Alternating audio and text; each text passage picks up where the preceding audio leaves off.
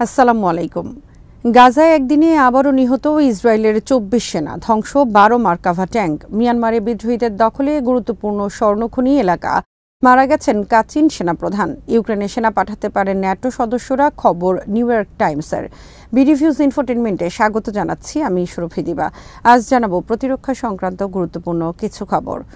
উত্তর গাজার Jabalia camp এলাকায় বৃহস্পতি এবং শুক্রবারও আবার ইসরায়েল আর্মির ওপর ভয়াবহ মরণ আঘাত এনেছে কাসাম ব্রিগেড সহ অন্যান্য প্রতিরোধ যোদ্ধারা। ইসরায়েল স্বীকার করেছে শুক্রবার জাবালিয়া ক্যাম্প এলাকায় নিহত হয়েছে তাদের আরও ৩ সেনা। হামাসের সামরিক শাখা আল কাসাম ব্রিগেড এক বিবৃতিতে জানিয়েছে, বৃহস্পতিবার তারা ভারী ক্যালিবার মর্টার শেলের মাধ্যমে আক্রমণ চালিয়েছে জাবালিয়া ক্যাম্প এলাকায় ইসরায়েলের একটি কমান্ড এবং কন্ট্রোল সেন্টারে। এতে ঘটনাস্থলে নিহত হয়েছে বেশ কয়েকজন ইসরায়েলি সেনা। এছাড়া স্নাইপার হামলা এবং ইসরায়েলি ট্যাঙ্ক ও সামরিক যানবাহনে হামলা চালিয়ে কয়েকটি স্থানে হত্যা করেছে আরও অনেক ইসরায়েলি সেনা। হামাস জানিয়েছে, বৃহস্পতিবার তাদের হামলায় জাবালিয়া ক্যাম্প এলাকায় নিহত হয়েছে কমপক্ষে ২৪ জন ইসরায়েলি সেনা। ধ্বংস হয়েছে ইসরায়েলের ১২টি মার্কাভা ট্যাঙ্ক। বৃহস্পতি ও শুক্রবার জাবালিয়া ক্যাম্প, রাফা এবং আল জাইতুন এলাকায় ইসরায়েলি ট্যাঙ্ক সহ বিভিন্ন সেনা দলের ওপর ধ্বংসাত্মক হামলার বেশ কয়েকটি ভিডিও প্রকাশ করেছে হামাসের সামরিক শাখা কাসাম ব্রিগেড। এসব ভিডিওর বিবরণে বলা হয়েছে, জাবালিয়া ক্যাম্পের ব্লক বি এলাকায় জাবালিয়া ক্যাম্পের পূর্ব দিকে এবং রাফায় একটি করে ট্যাঙ্ক 105 আল ইয়াসিন শেলের মাধ্যমে শূন্য রেঞ্জ দূরত্ব থেকে আক্রমণ চালিয়ে ধ্বংস করা হয়েছে। এছাড়া জাবালিয়া ক্যাম্পের পূর্বে ট্যান্ডেম শেল এবং আল ইয়াসিন মিসাইলের সাহায্যে ধ্বংস করা হয়েছে ইসরায়েলের 5টি ট্যাঙ্ক সহ 9টি বুলডোজার। রাফায় কাসাম ব্রিগেড ইসরায়েলি সেনা অবস্থানকারী একটি বাড়িতে হামলা চালিয়ে হত্যা করেছে কয়েকজন ইসরায়েলি সেনা।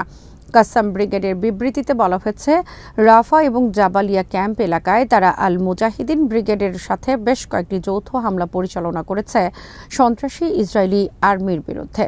মুজাহিদিন মুভমেন্টের সামরিক শাখা আল মুজাহিদিন ব্রিগেড এক বিবৃতিতে জানিয়েছে, জাবালিয়া ক্যাম্পের পূর্ব দিকে বৃহস্পতিবার তাদের সেনারা আরপিজি শেলের মাধ্যমে ধ্বংস করেছে ইসরায়েলের একটি মার্কাভা ট্যাঙ্ক। এছাড়া আল কুদস ব্রিগেড, আল নাসের, আল সালাহ আল দিন ব্রিগেড বুধবার ও বৃহস্পতিবার ইসরায়েলি আর্মির ওপর হামলা চালিয়েছে রাফা, জাবালিয়া ক্যাম্প সহ গাজার বিভিন্ন এলাকায়। হামাস মুখপাত্র আবু ওবায়দা শুক্রবার এক বিবৃতিতে বলেছেন, গত 10 দিনে গাজায় তাদের হামলায় ধ্বংস হয়েছে ইসরায়েলের কমপক্ষে 100 সামরিক যান, নিহত হয়েছে শতাধিক ইসরায়েলি সেনা। ধ্বংস হওয়া শতাধিক সামরিক যানবাহনের মধ্যে রয়েছে 2 ডজনের বেশি ট্যাঙ্ক। গাজার রাফা, আল জাইতুন এলাকা এবং জাবালিয়া উদ্বাস্তু শিবির এলাকা গত 10 দিনের তীব্র যুদ্ধে ইসরায়েল আর্মির জন্য জাহান্নামে পরিণত করে ফিলিস্তিনের বীর যোদ্ধারা।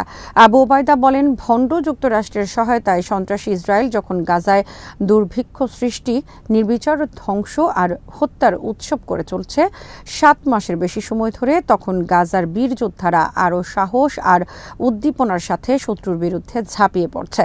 আবু ওবায়দা বলেন, গাজায় সেনা মৃত্যু নিয়ে চরম মিথ্যাচার করছে ইসরায়েল আর্মি। ইসরায়েল আর্মির সাবেক মেজর জেনারেল আইজ্যাক ব্রিক বলেছেন, গাজা যুদ্ধ আরও দীর্ঘ হলে ইসরায়েল আর্মি এবং ইসরায়েলের অর্থনীতি বিধ্বস্ত হয়ে যাবে। ইসরায়েলের সম্প্রচার মাধ্যম চ্যানেল 13কে দেয়া এক সাক্ষাৎকারে ব্রিক বলেন, ইসরায়েল আর্মি ব্যর্থ হয়েছে গাজার প্রতিরোধ যোদ্ধাদের পরাজিত করতে। একই দিন ইসরায়েলের এমপি অমিত লেভি বলেছেন, হামাসের 24টি ব্রিগেডের সবকটি এখনও গাজায় যুদ্ধ করছে, তাদের একটি ব্রিগেডও ইসরায়েল আর্মি ধ্বংস করতে পারেনি। এদিকে গাজার ফিলিস্তিনিদের সমর্থনে ইয়েমেন শুক্রবার আয়োজন করেছে মিলিয়ন ম্যান প্রতিবাদ সভার। ইয়েমেনের রাজধানী গোটা সানা শুক্রবার পরিণত হয় ইসরায়েল আর পশ্চিমা বিরোধী এক বিক্ষোভের নগরীতে।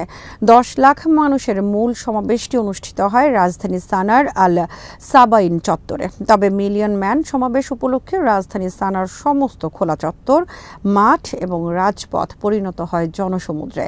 ইয়েমেন একমাত্র মুসলিম দেশ যারা গাজা যুদ্ধ শুরুর পর ইসরায়েলের বিরুদ্ধে সরাসরি যুদ্ধ ঘোষণা করেছে। সরাসরি ইসরায়েলের ভূখণ্ডে মিসাইল হামলার পাশাপাশি কৌশলগতভাবে গুরুত্বপূর্ণ লোহিত সাগরে হামলা চালিয়ে তারা বেকায়দায় ফেলেছে গোটা পশ্চিমা বিশ্বকে। শুক্রবার সানায় সমবেত লাখ লাখ ইয়েমেনি একই সাথে ইসরায়েল এবং তার প্রভু যুক্তরাষ্ট্রসহ অন্যান্য পশ্চিমা বিভিন্ন দেশের বিরুদ্ধে স্লোগানে মুখরিত করে গোটা রাজধানী। গাজা যুদ্ধ শুরুর পর লাখ লাখ ইয়েমেনি যোগ দিয়েছে ইয়েমেনের মিলিশিয়া বাহিনী হুথি আর্মি আনসারুল্লাহর সাথে। মিয়ানমারের কাচিন ইন্ডিপেন্ডেন্স আর্মি দখল করেছে গুরুত্বপূর্ণ একটি সামরিক ঘাঁটি। 6 দিনব্যাপী রক্তক্ষয়ী যুদ্ধের পর কাচিন বিদ্রোহীরা বৃহস্পতিবার দখলে নিয়েছে কাচিন রাজ্যের তানাইন টাউনশিপ। তানাইন টাউনশিপে রয়েছে মিয়ানমারের গুরুত্বপূর্ণ স্বর্ণ এবং এম্বার খনি। কাচিন আর্মির সাথে যুদ্ধে যোগ দেয় স্থানীয় অন্যান্য বিদ্রোহী গ্রুপ। এদিকে কাচিন ইন্ডিপেন্ডেন্স আর্মি কিয়া ঘোষণা দিয়েছে সোমবার মারা গেছেন তাদের সেনাপ্রধান লেফটেন্যান্ট জেনারেল হকং লুম। সেনাপ্রধানের মৃত্যু সত্ত্বেও তারা মিয়ানমার জান্তা বিরোধী অভিযানে কোনো বিরতি দেবে না। অসুস্থতাজনিত কারণে সেনাপ্রধানের মৃত্যু হয়েছে বলে জানিয়েছে সংস্থাটি। তিনি একই সাথে মিয়ানমারের বিকল্প সরকার ন্যাশনাল ইউনিটি গভর্নমেন্টেরও সামরিক শাখা পিপলস ডিফেন্স ফোর্সের প্রধান হিসেবে দায়িত্ব পালন করছিলেন। শুক্রবার ইরাবতীর খবরে বলা হয়েছে, মিয়ানমার আর্মি বন্দুকের মুখে জোর করে যুবকদের ধরে নিয়ে যাচ্ছে যুদ্ধের জন্য। মিয়ানমারের বিভিন্ন রাজ্যে সম্প্রতি নিখোঁজের খবর বেরিয়েছে হাজার হাজার যুবকের। মগওয়ে রাজ্যে 140 জন যুবককে মিয়ানমার আর্মি জোর করে তুলে নিয়ে যাওয়ার অভিযোগ পাওয়া গেছে। তাদের মধ্যে 60 জন পালিয়ে আসতে সক্ষম হয়েছে এবং তারা জানিয়েছে তাদেরকে মিয়ানমার আর্মি জোর করে তুলে নিয়ে যায়। অনেক পরিবারের পক্ষ থেকে বলা হয়েছে, বাড়িতে হানা দিয়েও যুবকদের বন্দুকের মুখে ধরে নিয়ে যাচ্ছে জান্তা সেনারা। তীব্র সেনা সংকটে জর্জরিত মিয়ানমার আর্মি সম্প্রতি দেশটির সব সক্ষম যুবক যুবতীদের যুদ্ধে যাওয়া বাধ্যতামূলক করে। এ থেকে রক্ষায় পালিয়ে বেড়াচ্ছে দেশটির যুব সম্প্রদায়। তাদের বিদেশে যাওয়ার ওপরও নিষেধাজ্ঞা আরোপ করেছে জান্তা সরকার। ইউক্রেনে সেনা পাঠাতে পারে ন্যাটোর বিভিন্ন সদস্য দেশ। বৃহস্পতিবার এই বিষয়ে একটি খবর প্রকাশ করেছে নিউ ইয়র্ক টাইমস। এতে বলা হয়েছে, ইউক্রেন বর্তমানে তীব্র সেনা সংকটে জর্জরিত। ইউক্রেন প্রেসিডেন্ট যুক্তরাষ্ট্রসহ বিভিন্ন দেশের কাছে আবেদন করেছেন নতুন নিয়োগ দেওয়া 1.5 লাখ সেনা প্রশিক্ষণের জন্য প্রশিক্ষক পাঠাতে। নিউ ইয়র্ক টাইমসের খবরে বলা হয়েছে, ইতোমধ্যে যুক্তরাষ্ট্রের অনেক সংস্থার লোকজন কর্মরত রয়েছে ইউক্রেনে। তারা পশ্চিমাদের পাঠানো অস্ত্র মেরামতের কাজে নিয়োজিত। এখন ন্যাটোর বিভিন্ন দেশ ইউক্রেন আর্মিকে প্রশিক্ষণের জন্য সেনা পাঠানোর বেশ কাছাকাছি অবস্থানে রয়েছে।